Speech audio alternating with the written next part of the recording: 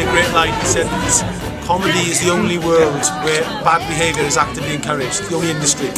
And I think there's a lot of truth in that, but a lot of potential for comedy as well. It's like if you're Pete Doherty and you fall over in a bar, you're a genius. If you're an electrician, you get thrown out. So I thought there's lots of comedy for that in the film.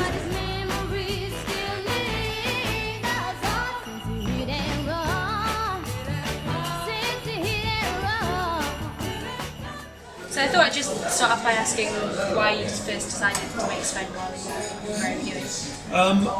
It was me and a friend called Dean Kavanagh, and we just thought it was it was about 2008, and it was the internet was just full of stuff like, you know, the usual things, you know, kids on falling off skateboards or whatever, and we just thought it would be quite interesting to put a series on with a bit of a narrative, and it shows how long ago it was that we could only put up a few minutes at a time.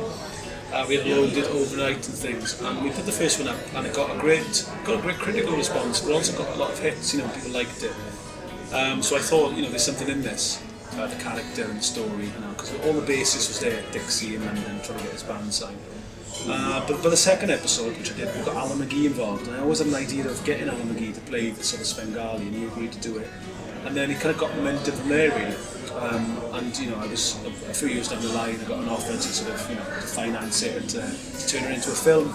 And that's what it was. I mean, the internet is sort of such a democratic thing that, you know, I was able to go around the usual method of commissioning, and I was able to say, look, it's got this many views and this many people are into it, you know. So it was incredibly empowering in that sense. Putting stuff on YouTube, because they like a distributor anyway. So that's how kind of the journey went, really. It went from just something online, and I thought, you know, let's see what happens, to end up doing a film, which is ridiculous, really, but great as well. So have you felt that because you kind of gone a non-traditional method of making film, that you had a bit more creative input? Definitely. I mean, I lived and died by the internet series, so I was able to sort of, because a lot of actors, as Vicky will tell you, will complain about their scripts and think they could do better all the time. You know, I should be doing that job. Whereas if you're in total control, well, you can, you know, you sort of stand or fall by what you do, your decisions. So it's a great learning curve as well, because you realise how things have to be. But I kind of just trusted myself and certain decisions, and the same with the film. I had incredible backing of the investors. They let me do what I want, pick the soundtrack I wanted and stuff. So, you know, you kind of, you know, you have to sort of grow up, really, in a lot of respects, because there's no fallback. The back kind of stops with you, really. But it's great as well. I kind of liked having that power. I don't know what that says about me, but I did like having it, you know. Do you like him having that power? Yeah, he held it quite well. I mean, it's not even about the power, it's just sometimes there's certain decisions that are above your head. When you've been the creator of it, having that kind of power is so important. So your vision and what it is you're trying to get across is actually produced on the day. You know? So you're much leaner. You know, you're much more. You're able to sort of adapt much more quickly. You know, you're not going through a machine, really, so you're able to make decisions much more quickly and move. And in some ways that's, you know, a disadvantage because you haven't got power, but in other ways it's a massive advantage because you're just able to do things, you know, that other people can't do, really, and the productions can't do, because there's a process, I suppose, to go through a lot of people making decisions, whereas I was kind of like the Ayatollah and the Caesar all roll into one with Svengali for a lot of the time. So it was just me really going, I'm going to do this, and I'm going to put a cure, and I'll try this year. I tried amazingly, because I tried websites to put it on, and some that you'd expect to be really powerful and not. Other ones that you wouldn't expect to be powerful are really powerful. So it was quite a good learning process, really, to find out how is the best way to do things. So you mentioned the critical response and obviously YouTube hits. What is it about the series and now the film that you think people like? Well, I think what happened after the first series was there was a very influential journalist on the Evening Standard called Mark Prigg, and he's like a technology correspondent, which again was quite interesting, and he called it the best thing on the net. And then the Times and a few other broadsheets followed suit very quickly. And I just think that people liked the character. I knew I had something in the character, I knew people liked him. I think there was a kind of like this recession on, you know, there still is, you know, and there was this guy knocking doors, you know, the little guy really, sort of out there trying to fight against the man. And Svengali has that reputation as a fighter and a film, really. It's the little guy getting in the ring and not taking a backward step, you know, and I think people kind of associate with that a little bit. So it's always had that kind of reputation around it, but it's a bit of an outsider. And, you know, people have always been very gracious about it. What was really interesting as well was when I made a film, I kind of just wanted it to be a you know, comedy drama, and I, you know, but when it was like pitched into things like Edinburgh, it was an incredibly sort of earnest film festival, and you're up against, films about Ukrainian farming and stuff. I was like, I realised I was in with the big boys now, and that was good as well. So I realised it was a film that was starting to be taken seriously. That's been a really good, interesting learning process as well. My name is Paul Dean, but everybody calls me Dixie. Fill my head with the future, fill my eyes with the sky. All my life, I've dreamt of walking in the footsteps of the great Svengalis of rock and roll. I do a very specific kind of music here. I know, well, you're a mod, like me. Wait, you're a mud? Please tell me you are wearing that ironically.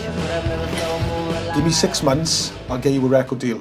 I think he's from like Birmingham. No, he's from Wales. I got beers. What's that then, mate?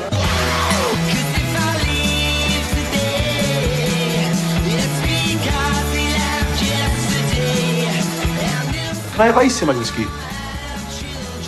Well, that's what I do in London. Anytime you need to call me, anytime a bit of advice, because I love the spirit, man, I love it. Hello? Hi, Alan, it's me, it's Dixie. I'm just making sure this is the number and this is you. This is you, isn't it?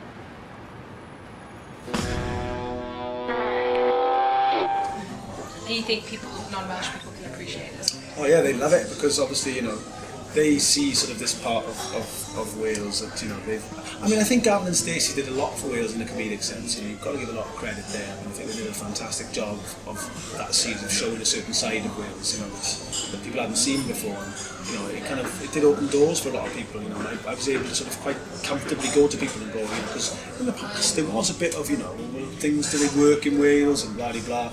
After that, it was a question of just going, well, it does. People love it because of that. So, there was definitely an open mind to sort of be in Wales, setting it in Wales and parts, and sort of hearing a Welsh accent on television again, in important roles. And I think that's really important because, even our greatest actors, a lot of them won't use their natural accent. They try to lose it, whereas Dixie talks like me. So yeah, I was quite pleased to be able to do that. So how much of Dixie is you? I keep getting asked this, but he looks like me. That's how he keeps answering. I know, yeah. Well, I'd probably say about 90%.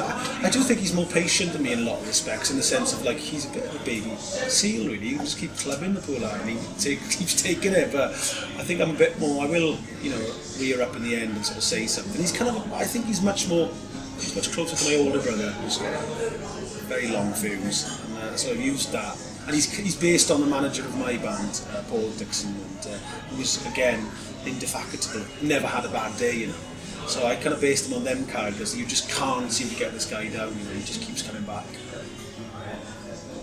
So how have you felt like you're taking on Michelle? Have you kind of made her your own and adapted her at all from what she was originally? Yeah, I think I'm probably quite similar to Jonny in so much as she's the closest I've played to myself in character. When I read the script, I sort of started. I don't think I've done this before, but I just started playing, with my hair and my clothes. And I remember sending Jonny a picture of me with a bow in my hair and a leather jacket on, and some bright red lipstick, which isn't what I'd wear, but it definitely made Michelle feel friendlier but actually her personality is probably closer to mine than I've ever played. Just her silly humour, and she's quite hyperactive. So I'd say those elements, which is shelled throughout the filming. Yeah, it is. And I was quite so it's quite exciting. It's nice. It's good. Brought us some energy to the part, didn't it? They're friendly.